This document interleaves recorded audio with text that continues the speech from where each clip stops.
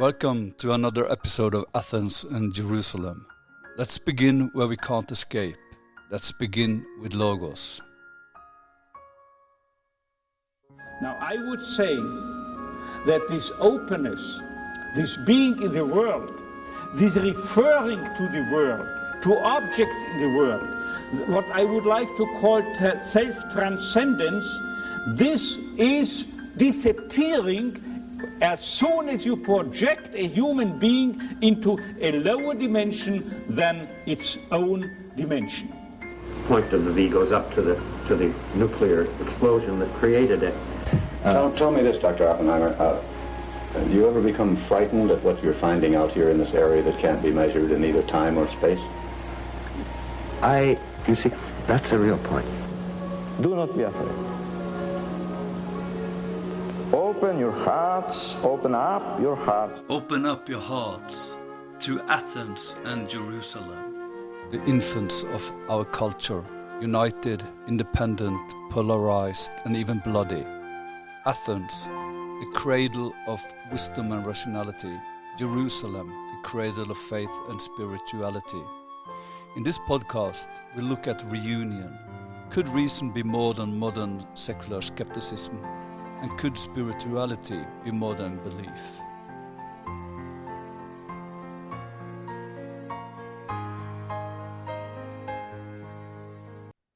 So welcome to another episode of the Athens and the Jerusalem podcast. Today we're going to try to discuss an idea about abolishing school.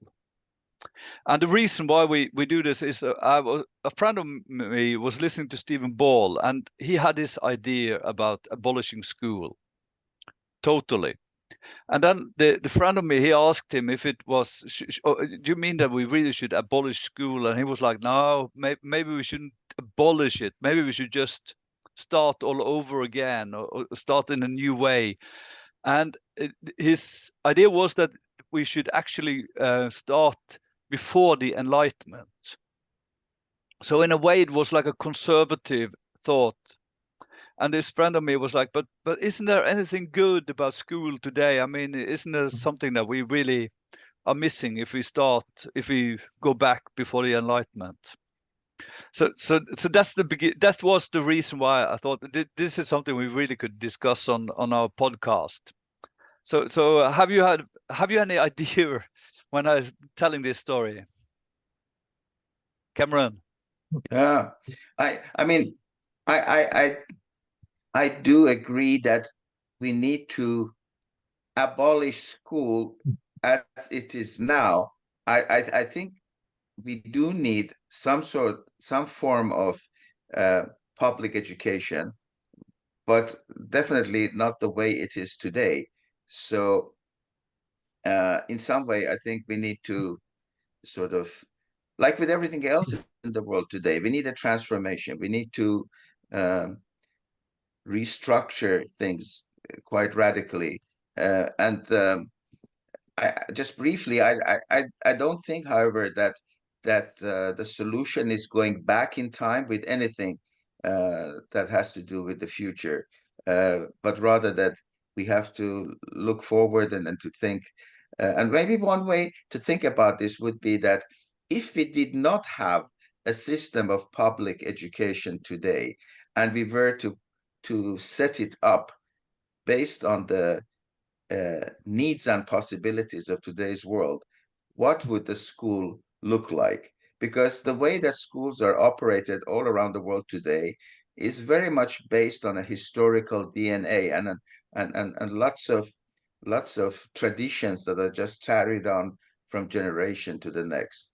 So I think one way to look at it is that what kind of a school does the world today need?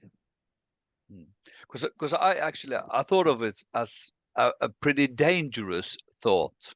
I got this idea about Pol Pot in Cambodia, for instance, that he tried to reverse the society and all those problems, of course, that turned into.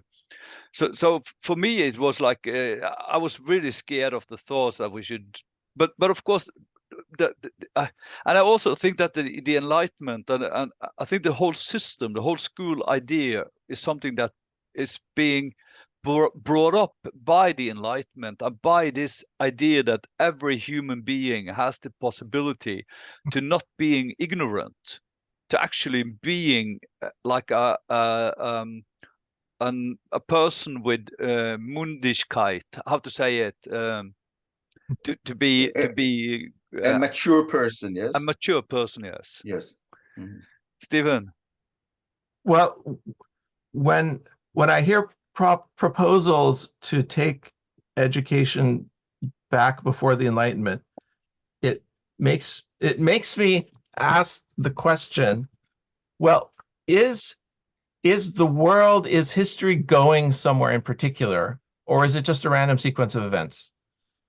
I think that's kind of a background question behind this in the following sense. If there was fundamentally no direction in the universe, and I'm talking moral, spiritual, intellectual, if progress is not really a thing, then it would make sense to try to identify some stable point at any point, whether it be in the past or the future, and return to that stable point as perhaps the best way to maximize, let's say, human flourishing. But if history has a direction, if we're actually moving towards something, then going backwards to some presumably stabler point in society, like a pre-Enlightenment stage of society when just things were simpler, people knew their place, when right and wrong were clearly defined, is problematic if we live in a world which is moving somewhere. I mean, I think of the analogy of an egg, and an egg at the beginning is a very simple thing. You have a yolk and you have the white, you crack it open, and it's this beautifully simple thing. And then when the egg is fertilized, there's a transitionary period where it's very messy inside. There's a lot of blood and goop and unformed things as things. It's chaos in the middle, in the center of that egg.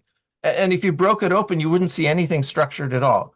But if you give it time and let the process take its predestined course, then in the end, you get something on the other side. You get a chick coming out of the egg, which is way more complicated than a yolk and a white, and which maybe if you're in the middle of this transitionary stage and you don't understand where the egg is going, you might think, oh my gosh, this egg has been corrupted. It's gone rotten. Something's wrong with it, because this is all messiness on the inside.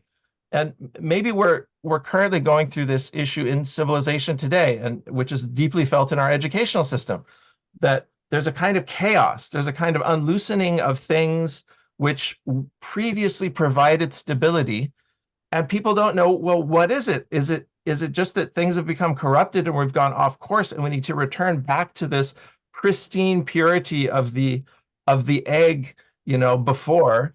Or do we understand that we're going through a process, the world is going through a process of, let's say, maturation, which implies that there's a direction to it, and it's currently processing and suffering through a kind of turbulent adolescent period, during which time one questions everything, one tries to take apart, one certainly rejects any kind of authority which one tries to impose. But one realizes that one has to suffer through this period of adolescence to get to the other side, which is a much better state than the side we were in before. So if that's the case, then that would have implications for what we think about what education is about, and whether we want to go pre-Enlightenment or whether we want to actually realize the Enlightenment is part of what gets us to the stage of a chick, and not, we don't want to go back to the stage of the yolk and the white. Right. Actually, this analogy of yours, which I find very beautiful, is approached through another one by the famous Italian thinker Antonio Gramsci, who I think back in the 30s says something to the effect that the old world is dying and a new one is trying to be born. It is time for monsters. And I think this time for monsters was referring exactly to the kind of chaotic state that exists between the death of one paradigm and the birth of a new one. And so, yes, we need, I think, a new paradigm school system, as we need a new paradigm society, a new paradigm lifestyle, a new paradigm of just about conceptual. I think actually, I mean, not that we would pursue this today, but I mean, at some point we could also talk about how, all these central concepts and terms that we use as human beings need to be redefined. So even like what is education? What's the definition of education? What is the definition of school? We need to redefine it.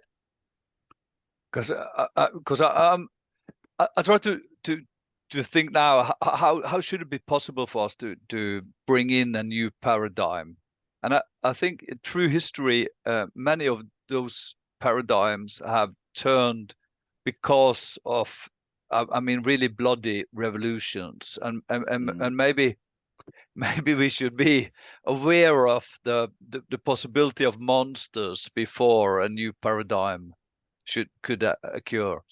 And I'm also scared of that some of these critique also have like an idea that it is possible to turn the school system into a real chicken, like a final and way of understanding school. And I'm not sure. Maybe I think of myself as still living in the Platonic cave, and that we will never.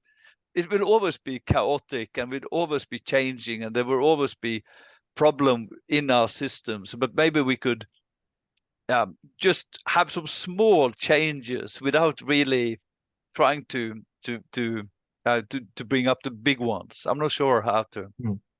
So if we're calling for revolution, essentially, if we're saying let's sweep away the debris of the past and start on a new foundation, then we ought to be able to articulate, well, what is the fundamental problem with the current paradigm of education?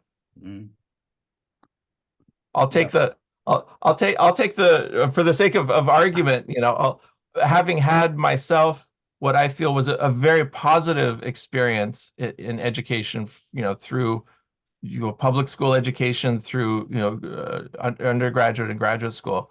I would love to hear what's fundamentally wrong with our current educational philosophy. What does it need to be replaced by? Well, I mean, as a school person, so to say, I think there are at least two fundamental issues, which are not only issues for the school. I think they're issues for society at large. I think the first one, you already referred to it, Stephen, when you referred to our programmed sort of preference of stability. And if you think of the historical roots of public education, they had to do with consolidating the nation state. And so the mission of the school was to reproduce, to consolidate something that already existed, and to secure its continuity into the future. Well, I think that now we have come to what some thinkers have called a bifurcation point in human history, where we can no longer continue with more of the same. We need a transformation, and schools are generally, I mean, there are exceptional individual schools, but the educational system in general is not built for preparing people to be agents of transformation. So I think that's one thing, that somehow we have to transform the school so that it can become an arena of transformation.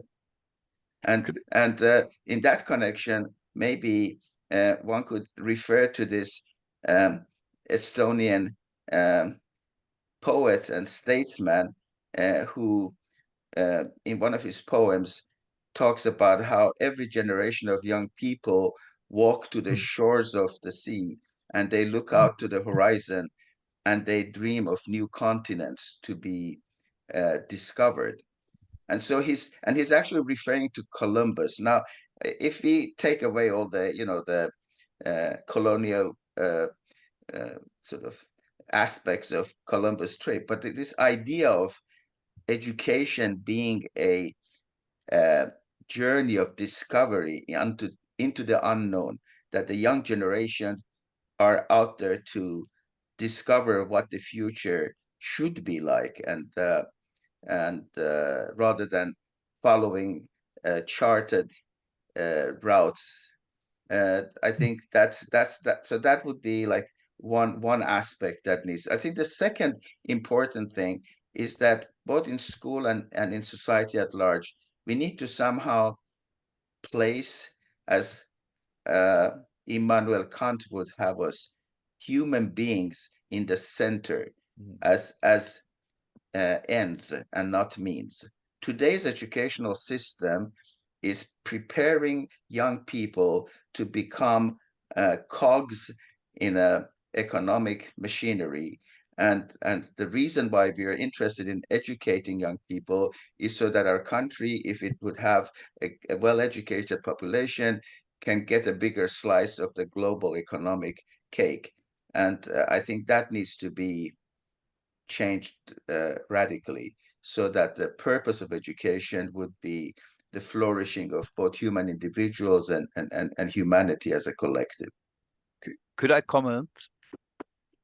Because the first one, your first idea is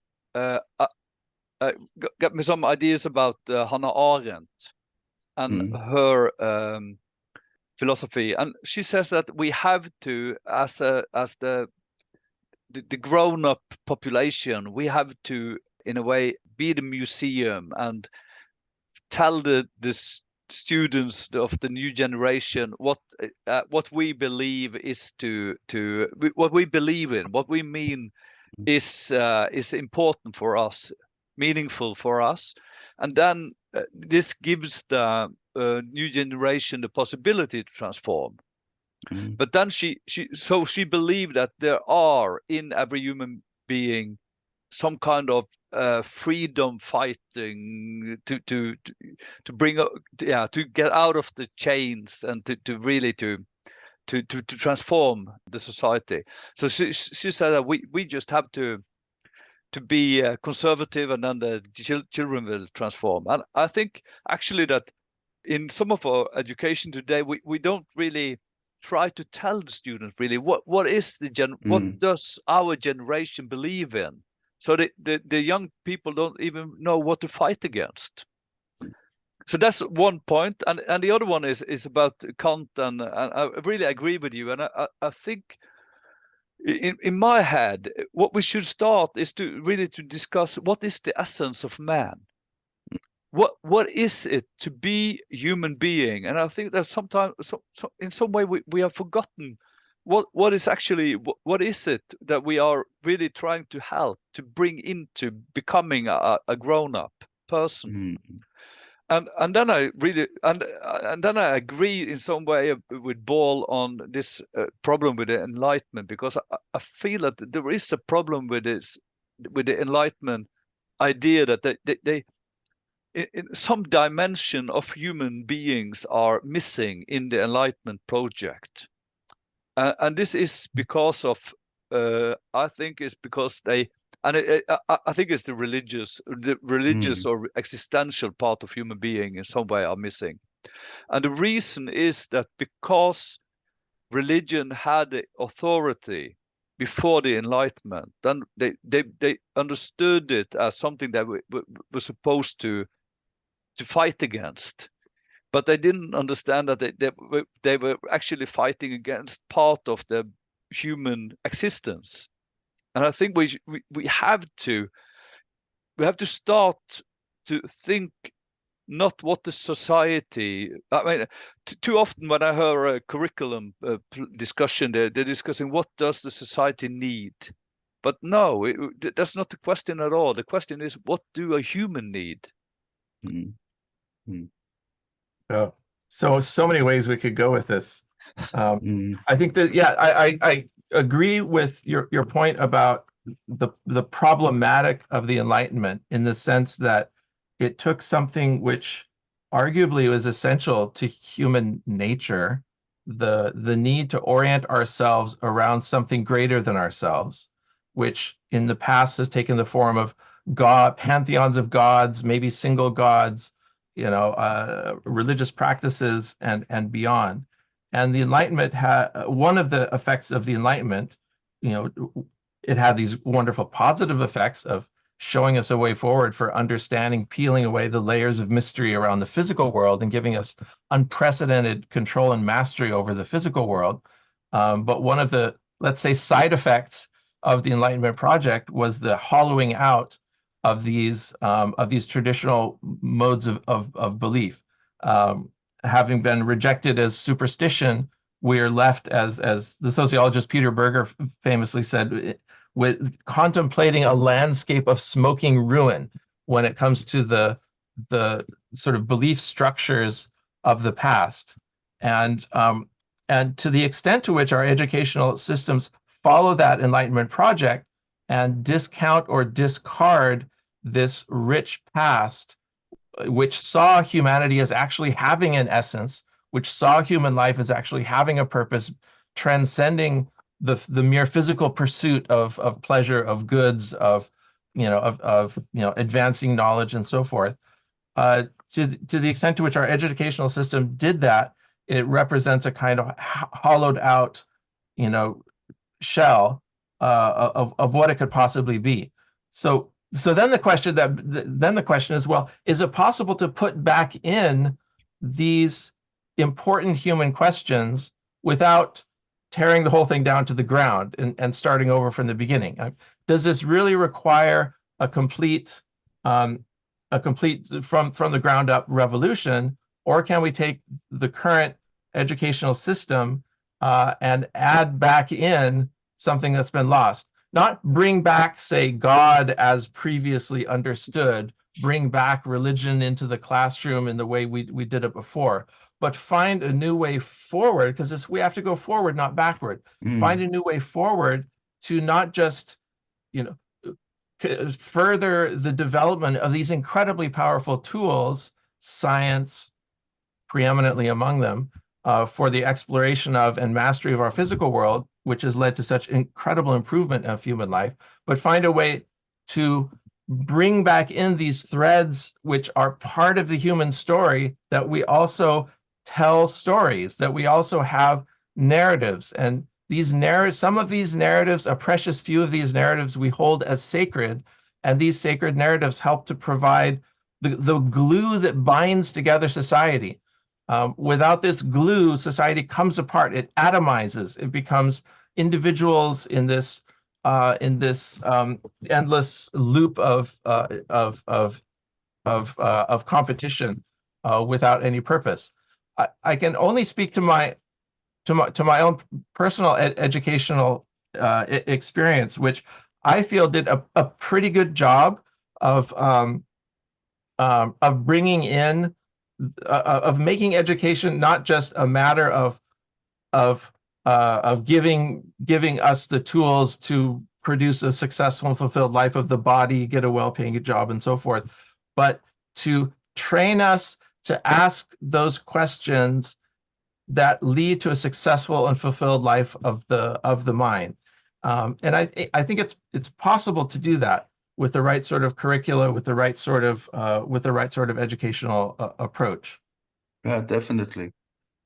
And I'm so happy that you had that privilege of attending such a school. I definitely didn't.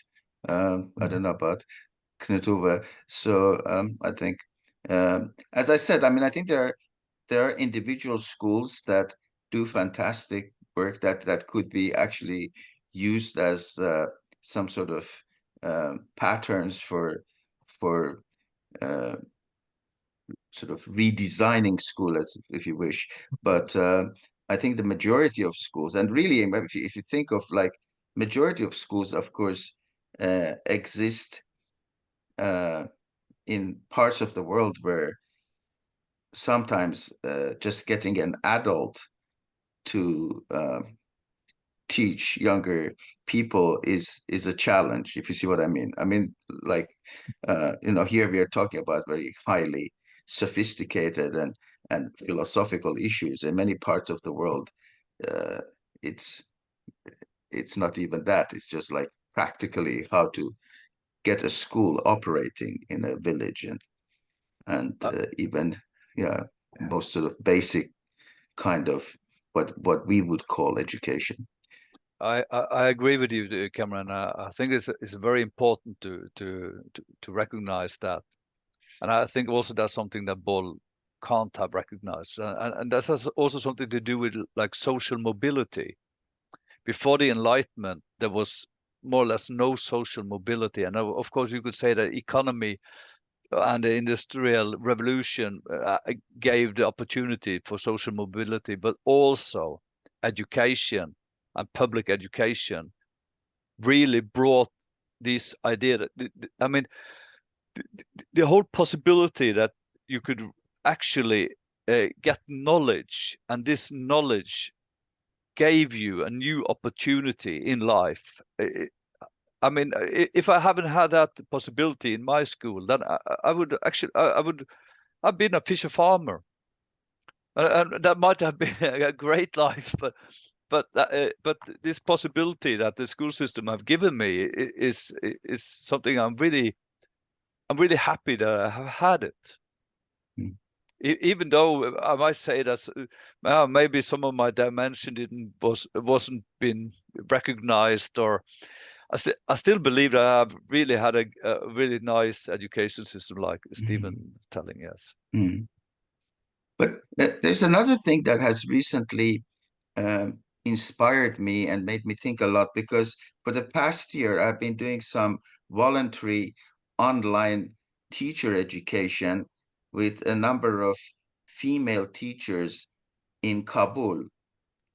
And it's been extremely inspiring for me to see how people in very, very varied cultural and social setups share the same basic visions. So we have been discussing very many of those issues that the three of us have been discussing here with these female teachers who are living in the country, ruled by the Taliban, and a country which is, I would say, at its most liberal, is very deeply religious country. And yet we've been able to talk about very radical aspects of human development and global perspectives and recreating society and things like this. In fact, it's been easier for me to talk about and work even with such issues with these teachers in Kabul than it has been with most teachers in Sweden.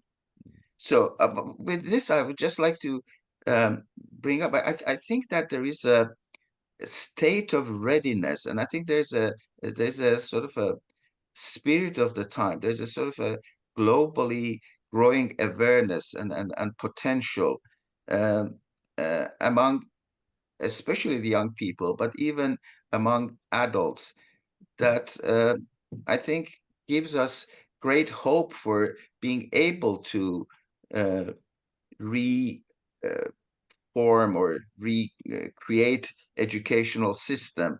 I mean, one usually experiences a lot of resistance to this, but I think now more and more people are waking up to this necessity, and so I think this is a very topical issue we're actually discussing. What No, please, Steve. When I think about my own educational experience and try to abstract from it what might be applicable sort of more broadly, because there was particular content in my educational experience that may not be the same content that everyone would want to address, in every country of the world. But I would say the core of my intellectual formation was a freshman seminar I took at Stanford University called Structured Liberal Education, which was an attempt to bring some structure to what otherwise would have been a simple kind of cafeteria style, just take a bunch of distribution requirements and learn a bit of this and learn a bit of that. It tried to bring a little bit of coherence to the educational process, identify certain foundational texts, like Plato and Aristotle on the one hand, and Descartes on the other, and some modern thinkers like Freud and Marx and Nietzsche, masters of suspicion and others. But really, the program, and what I think made it so influential for me, so that I still think back on it as being formative, was that it wasn't so much a program of identifying canonical or foundational texts, which in any case, thinking back into the early 90s, late 80s, early 90s, would be by modern standards probably judged as too Eurocentric. But it was more important than the content of the curriculum itself. It was the fact that it was focused on identifying those foundational questions that people across cultures, across times have asked. And those questions end up being very, very similar. What is the good life? In what does it consist? What is the relationship between human freedom and governmental authority? And so on and so forth. Why, and furthermore, why are these the questions that get asked and not others? Why are these the answers that have been given at different cultures at different times and not others? Why are some questions no longer asked and other questions are still just as relevant today as they were 2,000 or 3,000 years ago when they were first asked? What determines which questions get asked? Who gets to ask the questions? And what perspectives are left out of this process? That, I think, is more abstractly what the essence is. And beyond even that, I think, is what I came away from is, on the one hand, a sense of curiosity and open-mindedness about other cultures, other periods, which I didn't come in with nearly as much. I came in with a very, as a kid, fixed mindset about what's meaningful and what's important and what's interesting. And I came out with a much more open mind about where I could go to find both the questions and the answers. But that curiosity and open-mindedness on the one hand was balanced on the other hand by a sense of how to be a critical reader of texts. Not taking all ideas as equally true, because not all ideas are equally true. So on the one hand, you want to be curious and open-minded. On the other hand, you need to develop the tools by which you critique text and critique ideas, and then you develop the tools by which to present that critique, in writing primarily, and also in speaking. And that, I think, if that could be a takeaway for educational curricula around the world, that we want to, in this time of rapid change, where it's impossible to even think about what are the canonical ideas or texts. There's no way we're going to get agreement on that. But maybe we can get agreement on the goals of the educational process being to promote curiosity and open-mindedness, and also, on the other hand, critical thought as kind of balancing positive forces that are needed, particularly in this world in which we have this increasing confluence and intersection and clash of different cultures, opinions, groups, tribes, points of view, in a world that is becoming increasingly boundaried, as we realize the limits of the planet, the environmental limits of the planet, the physical limits of the planet, which are forcing us to engage each other in deeper ways than we've ever had to before. I really liked what you said about the problems or the questions, and that these questions are like common human questions.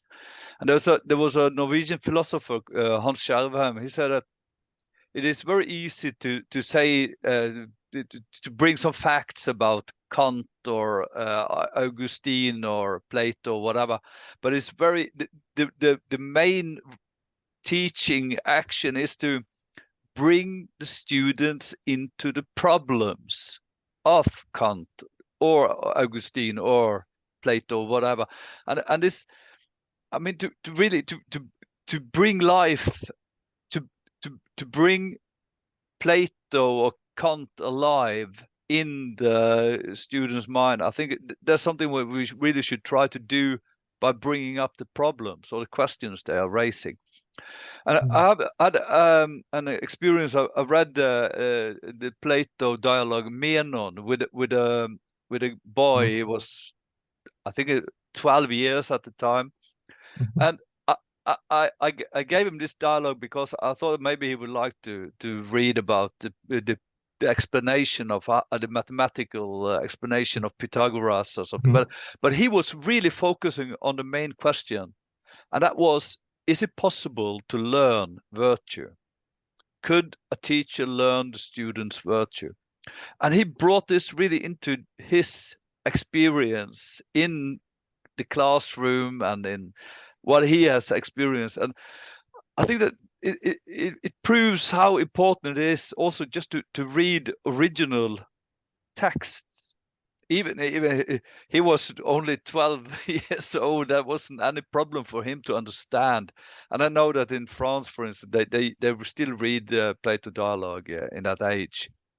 And I also think that this whole idea about the essence of man, if we should try to focus on what is actually the essence of man, I think we will always end up in the questions, in these really existential questions that has been part of the Western civilization, but I guess, Cameron, all civilizations all over the world. Of course. Now, I think I would like to suggest that we actually dedicate another session to this theme, because I think that now we have talked perhaps predominantly about the sort of the kind of intellectual and philosophical aspects of education. But I think that the part of education that is equally important, in fact, another way of gaining both understanding of our humanity, our human potential, and how to practice virtues, is actually a competence for action, for how to be global citizens, how to be agents of transformation. And I think the fact that so much of education is only theory, that is packaged in terms of traditional separate disciplines of knowledge that very poorly relate to the reality of the world around us today. I think these are issues that would be interesting also to discuss. How can we educate the young generation to experience their agency, their historical mission, not just as thinkers, but as builders of a new world? And what would that imply? And now, for instance, at the university level and the level of higher education, we have come to the realization that the issues that confront us as humanity today, even from a scientific point of view, are complex and require a multidisciplinary approach. So is it time that we would perhaps package, so to say, the knowledge and the understanding that is offered by even school education in a different way than these traditional separate subject entities? I think these are some of the, I think there are some more of these questions about school and education that are important, not only as technical questions, but as questions of how we can learn to identify and practice the full range of our human capacity. Yeah. So maybe we should just end this episode here, and then follow your idea, Cameron, to have another episode the next time on what should we call it? Global citizenship. Yeah, I mean that's what the UNESCO has been talking about now for quite a while. Interestingly enough, educationalists, and this is another thing which is very very fascinating, interesting. You know, UNESCO works with hundreds of researchers and scientists and educational experts around the world comes up with different kind of statements and publications and so forth. If you talk to teachers and educational leaders and even people at universities, very few of them are familiar with these. And so we have a lot of important knowledge that is unfortunately not being even acknowledged and even less put into practice. So yeah, there's a lot still to talk about the possibilities of education. But then I look forward to learn a little bit from you, Cameron, next time. You can kick us off next time. Yeah. All right. Okay. Okay. Thank you so much. Thank you for this time, and I hope you have enjoyed listening to us. You have been listening to Athens and Jerusalem, created by Cameron Namdar, Stephen Phelps, and Knut Ove Essay. Nora Juel is the broadcast voice and technical support. Music is pieces of Edvard Grieg's Morning Mood. The voices in the intro are Viktor Frankl, interview with Robert Oppenheimer and Pope John Paul II. Thank you for listening, and please check out another episode.